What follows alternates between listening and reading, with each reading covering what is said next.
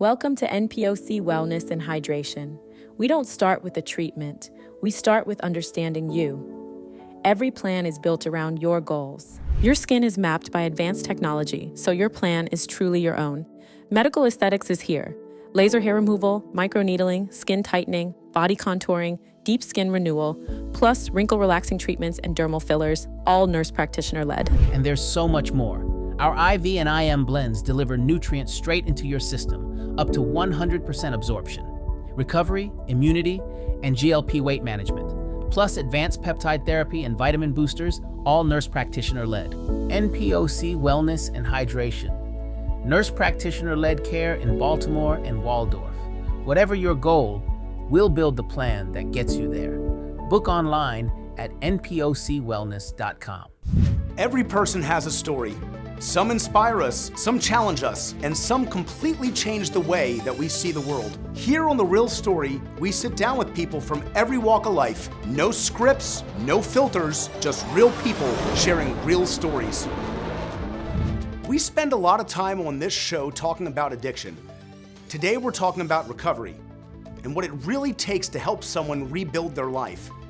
Brian McCall helped create Mulligan Recovery Centers around one simple idea. People heal best when they're treated with compassion, dignity, and hope. Let's hear how that philosophy is changing lives.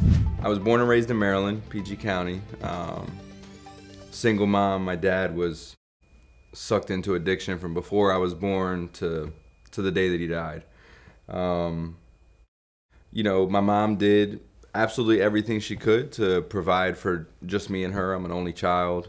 Being a single mom, trying to work, it was funny because I say like she made just enough to not be on welfare, but not enough where we got new clothes. We shopped a lot of Goodwill and stuff, and I had this distorted perception of life, looking at other kids at school and stuff, of clearly something's wrong, something's different. I know I didn't have a dad around, and I know that my mom doing the absolute best she can to have a positive male role model, because that's huge in a child's life, right, to have a male role model. Unfortunately, she had the same picker that picked my dad. She had the best intentions. I had the distorted perception of what that meant. I took it as, I'm not important, I'm a burden. And, most of my life was centered around those specific things. Feeling like a burden, feeling like I wasn't wanted, feeling like other things were always more important, whether it was at school and sports. I wasn't smart enough, fast enough, strong enough, cool enough, good looking enough. And so, that really fueled everything in my life. I was searching for that while at the same time not feeling worthy of it. So it was just like this conundrum of like I wanted it, but I wouldn't do anything to get it. I wanted to actually burn everything down because that's what I felt like I was good enough for. And my first thing that shut off those thoughts in my head was music. In the very beginning, it was like I knew as an elementary school kid, if I put the headphones on, then nothing else mattered. I couldn't hear the screaming or the fighting in the living room. I didn't have to think about what was going on at school or the friends or the other friends, because never felt like I was the main friend. I always felt like I was a by the way friend. And so music kind of cured me and calmed me, and that was, like I said, in elementary school, my biggest thing. And I ended up, as I got older, I started stealing and fighting and stuff, and those things did the same thing. It shut off the chaos that went on inside of my head. How do we get over 1,000 five-star reviews? By aggressively fighting for the rights of our clients. The insurance companies, they hire attorneys. The hospitals, they hire attorneys. Don't you think you should as well? We will make sure to get the compensation that you deserve. No recovery, no fee. Let the experienced attorneys at the Killian Law Group take the stress out of an already stressful situation and take the fight to the insurance companies for you. 443 Get Paid. That's 443 Get Paid.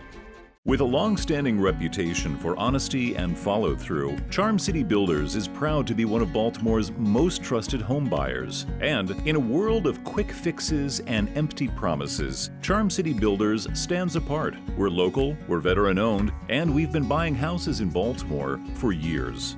We buy row homes and single-family homes in any condition, and we'll give you a fair cash offer on the spot. Leave your unwanted belongings, don't fix or clean a thing. We'll take care of it all.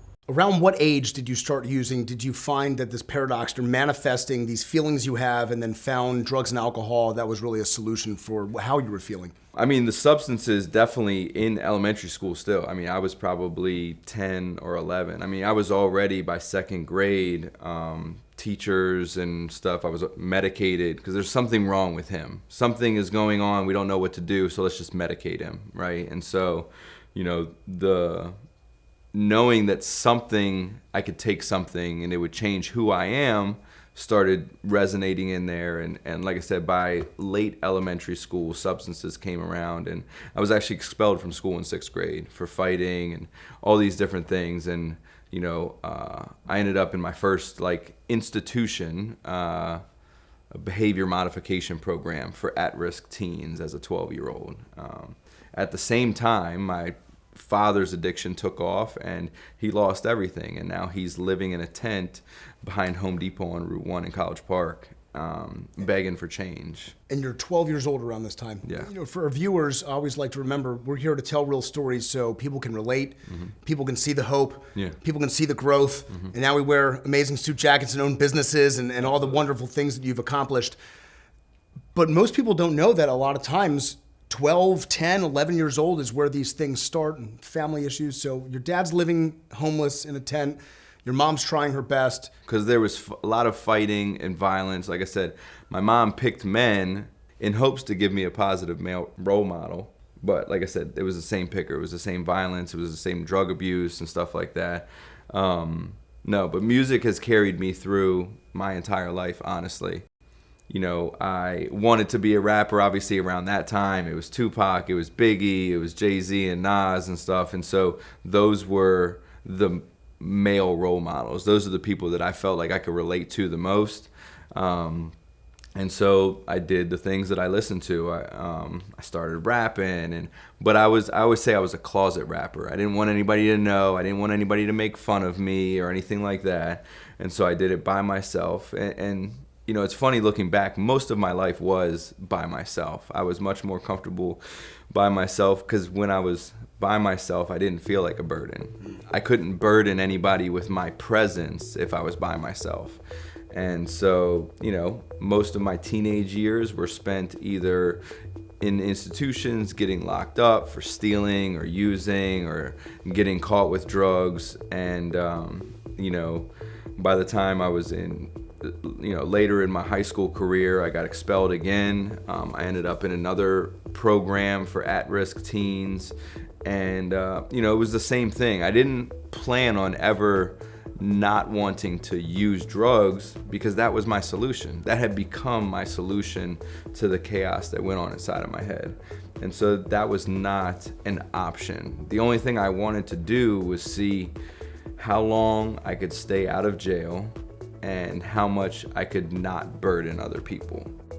And so, you know, I came home from that institution, you know, now I'm 18 and now I get, you know, big boy charges, you know, adult charges. Now you get adult consequences. Yes, adult consequences, and in and out of adult jails and stuff. And, you know, by the time I was 18, you know, I had racked up a lot of charges, and Anne Arundel County Circuit Court sentenced me to 15 years in prison. And I was content with it, not because I'm a tough guy, but because I knew if I was in jail, I was no longer burdening people. It took that burden off. It felt like I could be by myself. I could be alone. That's what my life was worthy of. It's just jails and institutions. I wasn't worthy of being an adult or wearing a suit jacket or accomplishing anything. I just wanted to see how I could not be a burden on people. And so in that, you know, the great state of Maryland saw fit that they were going to do this evaluation. Hey, Brian, you probably have a drug problem. And it's like, no. My dad has a drug problem. not me. I'm a thug, I'm a tough guy, I'm a gangster. You know, he's the one that lives in the tent. And even though through my teenage years, I lived in the tent with him. You know, my mom gave me these ultimatums of like, hey, you can live here, but you can't use drugs. And like I said, the drugs were my solution. So I made the choice to be homeless so that I can continue to use. Welcome to NPOC Wellness and Hydration. We don't start with a treatment. We start with understanding you. Every plan is built around your goals. Your skin is mapped by advanced technology, so your plan is truly your own. Medical aesthetics is here.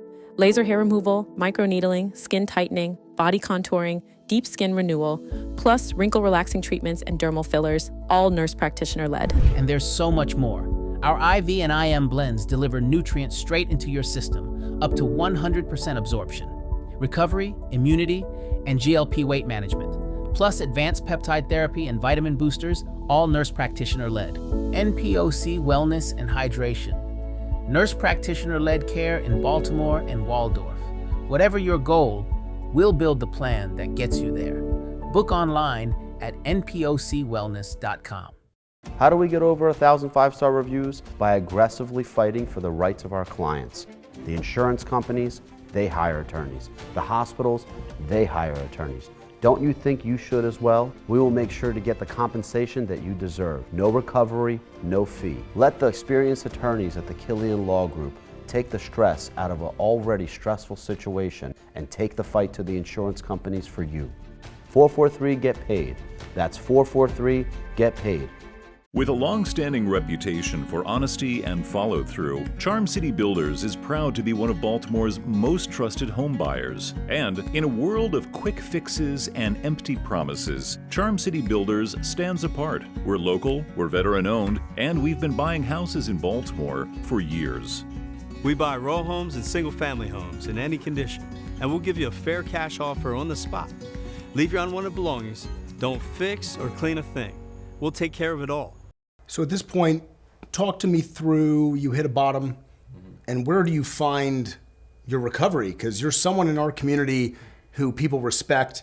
I think they respect you for where you come from, who you are now, the things that you bring, the inspiration of helping other people, from going from feeling like a burden to everyone you come across, to now being able to give that hope to somebody else all the time, this 180 flip that's happened. Where does that begin?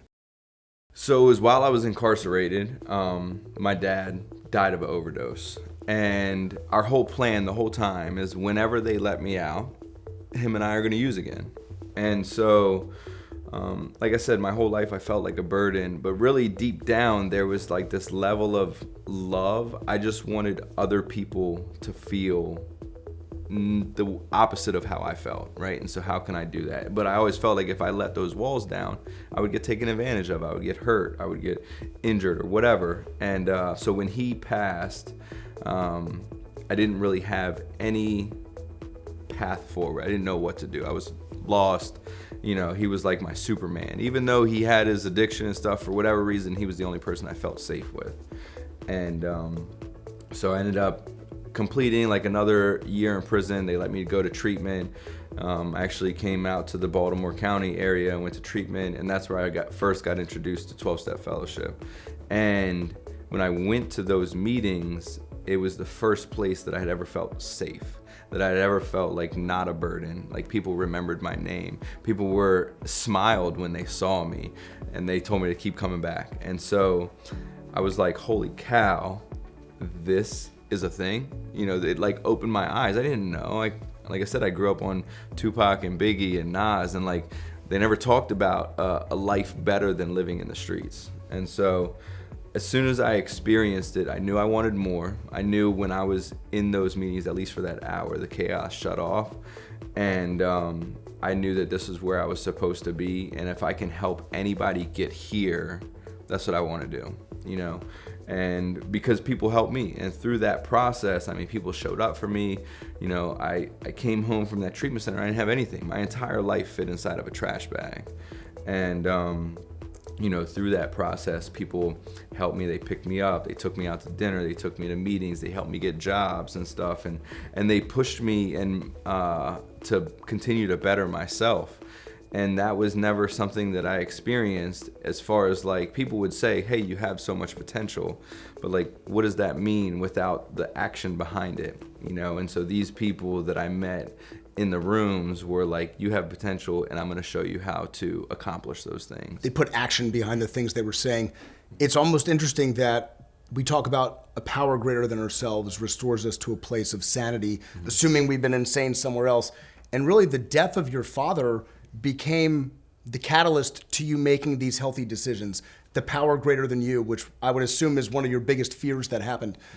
And here you are now, then you get to thrive in a 12-step fellowship and you start meeting those people. Yeah, it was a game changer. Like like I said, my early years, it was all about this distorted perception of life. And through my father's death and meeting people in the rooms, I was taught to have this new perspective. And my perspective on that was, had he been given the choice of him staying alive or passing and me having the life that I have today, I know without a doubt, 100% with no hesitation, he would say, take me and allow Brian to have the life he has today. You know what I mean? And like, that's what allowed me to grieve that and let it go.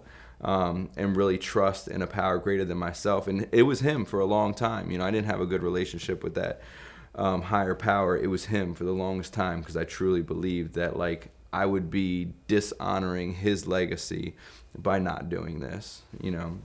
And it took me a while. It took me a while to accept that like I need to grow up, you know, because I got clean early. I got clean at 20 years old. And you know, through jobs and anger and still trying to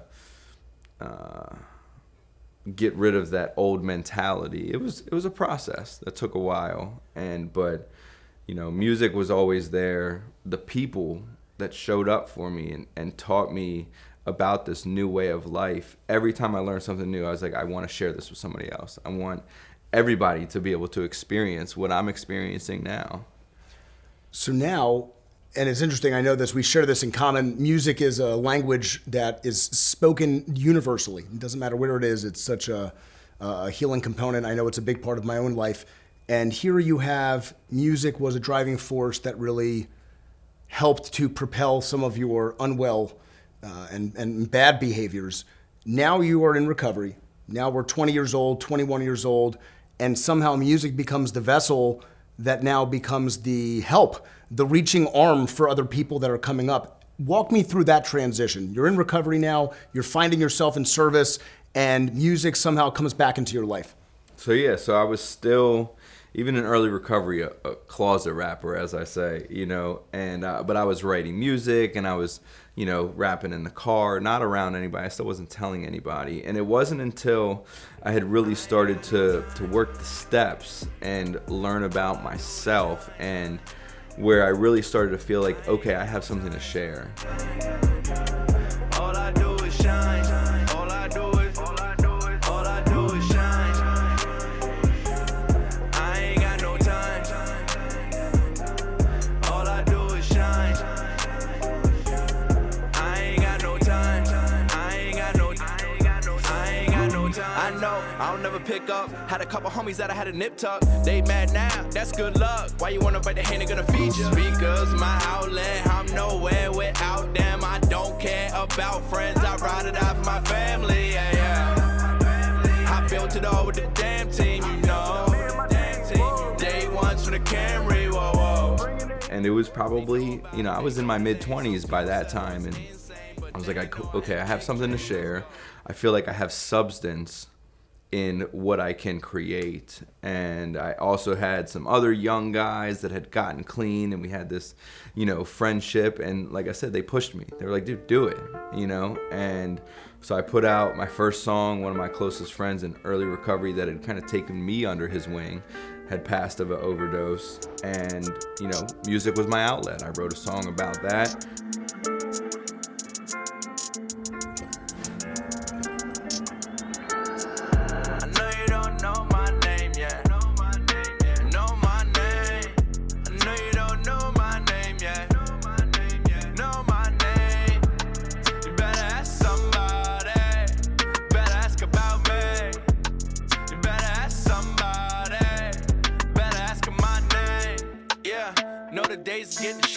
short. Asking like, please, can you take my order?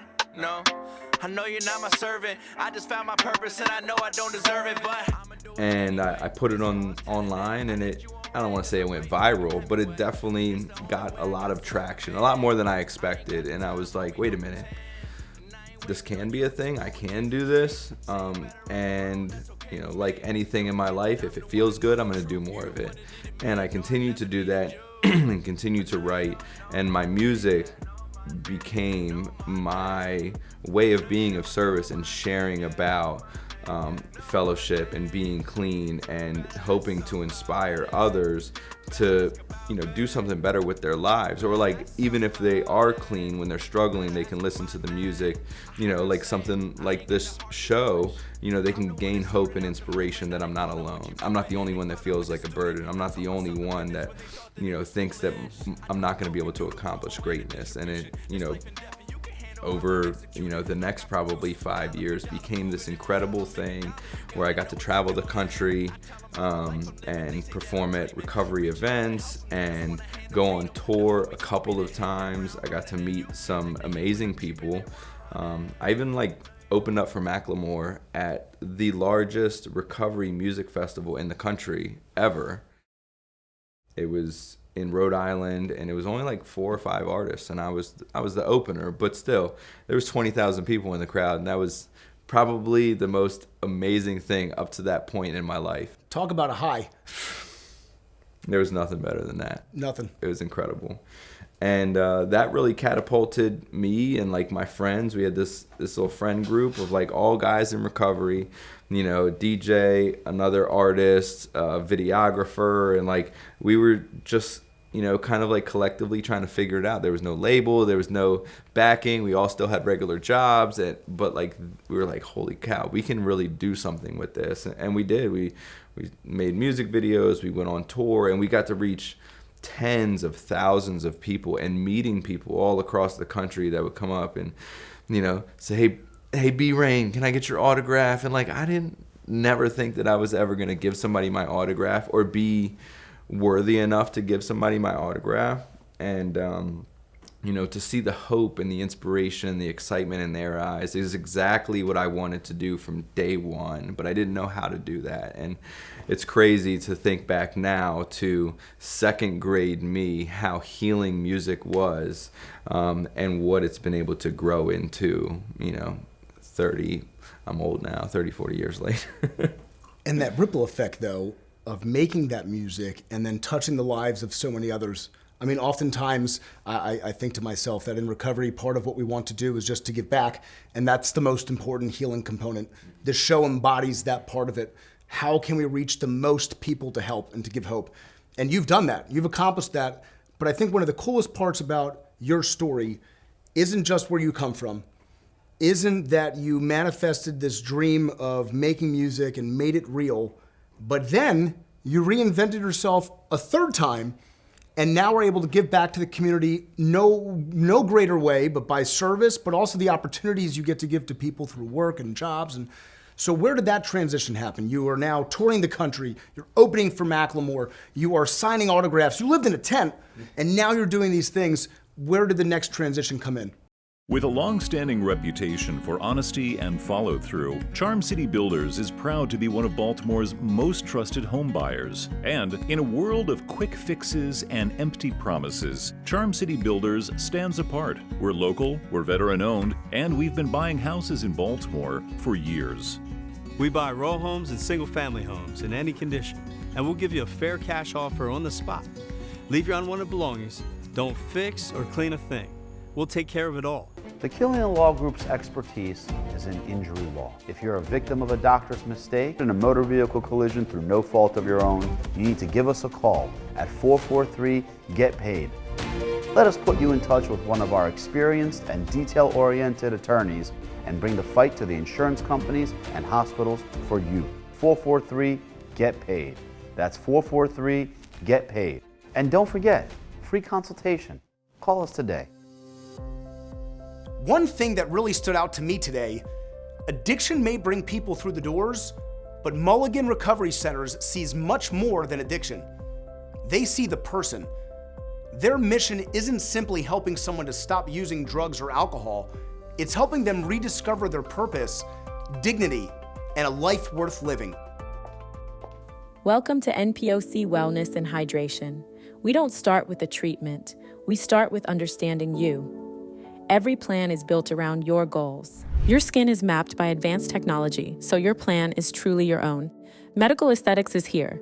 Laser hair removal, microneedling, skin tightening, body contouring, deep skin renewal, plus wrinkle relaxing treatments and dermal fillers, all nurse practitioner led. And there's so much more. Our IV and IM blends deliver nutrients straight into your system, up to 100% absorption. Recovery, immunity, and GLP weight management, plus advanced peptide therapy and vitamin boosters, all nurse practitioner-led. NPOC Wellness and Hydration. Nurse practitioner-led care in Baltimore and Waldorf. Whatever your goal, we'll build the plan that gets you there. Book online at npocwellness.com. Addiction will take everything from you, but recovery will give it all back. Anybody can be affected by addiction. Doesn't matter about your economic status, your age, your race, or any of that. The most important person in the building is the person that just walked in the door. If you're seeking help, Walkway to Healing embodies everything that the name of it says. Our facility is a very client-based program, and that is something that I take pride in working here. You know, having that warming and welcome environment for our clients. Let's take a minute to look at this by the numbers, because when we talk about addiction, people tend to think in stories, but the numbers tell you how big this really is. Over 100,000 people die from drug overdoses in the United States every year. That's not a bad year. That's not a spike, that's the baseline. To put that into perspective, that's like losing an entire stadium full of people every single year. And a huge driving factor? Fentanyl. It's now involved in the majority of overdose deaths. And it's not just showing up in heroin anymore. It's in cocaine. It's in counterfeit pills. A lot of people don't even know what they're taking. Now here's another number. Only 1 in 10 people struggling with substance use actually receive treatment. Think about that. If 10 people are drowning, 9 of them are basically told to figure it out on their own. And then we act surprised when things don't get better. And here's one more. Nearly half of Americans say addiction has impacted their family directly. So if you think this doesn't affect you, statistically, it already has, or it will. These aren't just numbers. These are people, families, stories, which is exactly why we're here. Because if we're not talking about it, those numbers don't go down, they go up. That's by the numbers.